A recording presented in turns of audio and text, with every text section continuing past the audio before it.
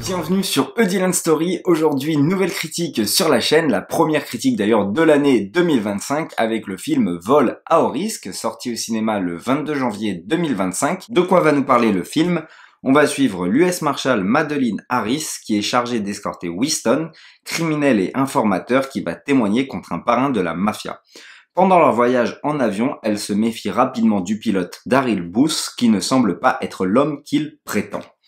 Vous l'aurez compris, on est sur un huis clos qui va se passer uniquement entre trois personnages dans un petit avion, non pas comme dans le film Non-Stop où c'était dans un avion de ligne que je vous invite à regarder avec Liam Neeson, contrairement à ce dernier que je vous invite à pas voir si vous ne l'avez pas encore vu, car c'est un huis clos qui ne saura jamais comment se placer, qui va durer seulement 1h30 et donc c'est tout à son honneur, un film d'1h30 qui se passe dans un avion qui peut être potentiellement plein de tension et d'intrigue, non. En fait, le film ne va jamais savoir comment se placer et va être interminable. Voilà, vraiment la sensation des 1h30, on a la sensation que le film dure 3 heures, qu'il ne va jamais se finir. Surtout pour ce qu'il a à raconter. Heureusement que vraiment le film ne dure que 1h30 justement.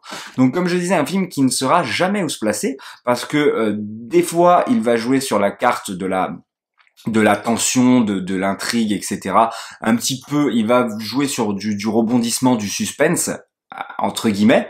Par moment, il va complètement dénoter et va nous faire sortir du film par le biais de la carte humour, notamment par le personnage de Winston, donc qui est le personnage qui doit se faire escorter pour témoigner contre la mafia, mais aussi par le personnage de Booth, donc le méchant, qui est censé être un personnage cruel, mais qui va avoir des ressorts comiques, notamment de par cette fameuse casquette, d'ailleurs qui m'irait bien, cette casquette perruque qui fait rire, certes, mais te fait sortir du film, mais en plus aussi par ces scènes complètement what the fuck en fait, qui te fait sortir du film, qui sont complètement absurdes, alors qu'on aurait pu être sur un film de tension vraiment palpable, qui aurait pu être ancré dans le réel, mais là pour le coup ça nous fait complètement sortir du film avec cet avion qui chute à je sais pas combien de mètres d'altitude et arrive à se redresser comme si de rien n'était, ou encore qui fonce dans des talus de neige sans ne rien casser, alors que c'est un tout petit avion, je le rappelle, et non pas un avion de ligne, et encore je ne crois pas qu'il y aurait énormément de différence.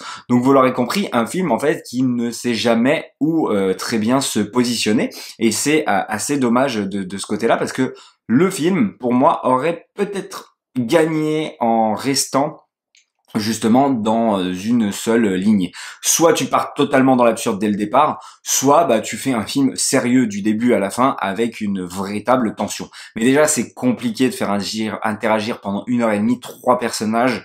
Voilà, il faut savoir et réussir à tenir en haleine le spectateur. Le début n'est pas si mal, on va dire, mais ça s'effrite très rapidement au fur et à mesure que le film avance.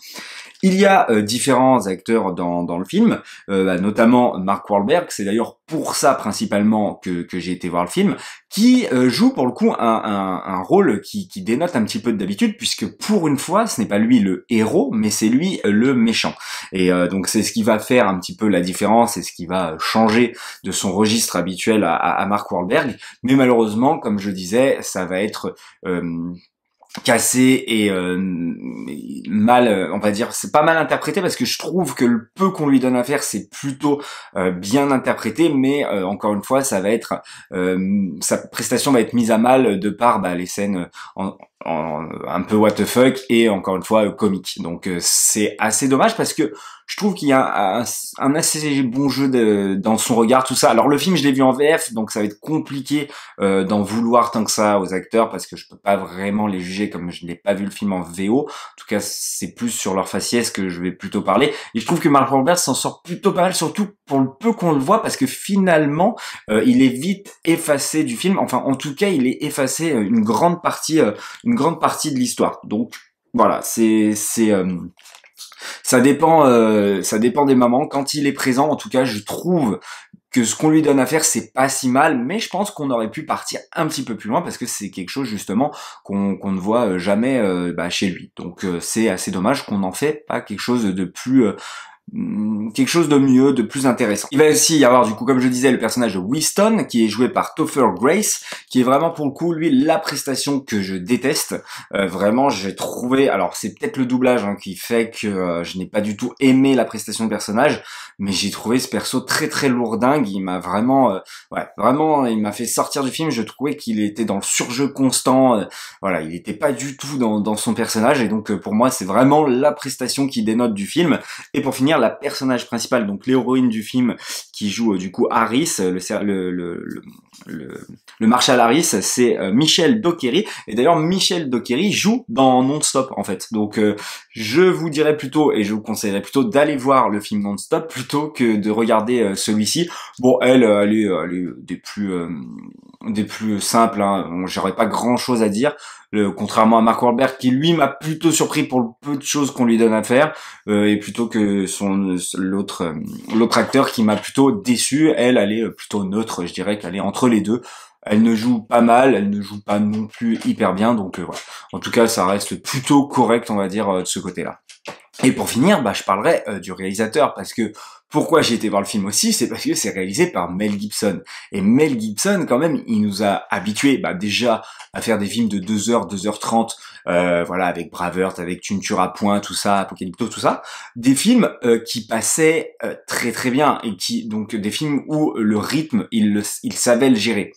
Et il nous a pas habitués à la médiocrité comme ça. On va dire que Mel Gibson, quand même, c'est quelqu'un qui fait des films qu'on retient, que ce soit visuellement ou au niveau scénaristique. C'est des films qui ne laissent pas indifférents. Et là, ça pourrait être réalisé par n'importe qui, mais vraiment véridique. Alors il y a des plans d'avions aériens, voilà, sur les montagnes, ok, c'est sympa, mais ça pourrait être réalisé par n'importe qui dans la place de Mel Gibson, que ça ne changerait rien. Alors est-ce qu'il avait besoin d'argent de faire un petit film comme ceci, en espérant qu'il fonctionne au box-office pour se faire financer un plus gros film? C'est souvent comme ça que ça marche. En plus, je sais que Mel Gibson a eu quand même quelques casseroles, donc je ne sais pas s'il est encore financé par les studios ou non. En tout cas, peut-être qu'il cherche un financement pour un plus gros film, je ne sais pas, c'est la question que je me pose. Quel était l'intérêt pour lui de faire ce film qui est des plus lambda scénaristiquement et visuellement, quoi. Donc bon, c'est assez étrange qu'un personnage comme Mel Gibson se retrouve sur ce genre de projet. À mon avis, ça cache quelque chose derrière, peut-être. Il veut une rentrée d'argent. Voilà, je vais pas plus déblatérer sur ce film qui m'a déçu. Voilà, je lui mets la note de 2. C'est vraiment pas terrible, c'est pas mauvais non plus, mais c'est vraiment pas terrible. Le temps est long, le film ne sait jamais où se placer encore une fois. Donc voilà, n'hésitez pas, je ne ferai pas de partie spoiler. La musique est très oubliable aussi, et elle n'est pas vraiment notable. Donc voilà, je n'irai pas plus loin. N'hésitez pas à me dire, vous, dans les commentaires, si vous êtes d'accord ou non avec moi, qu'est-ce que vous avez pensé du film dans sa globalité.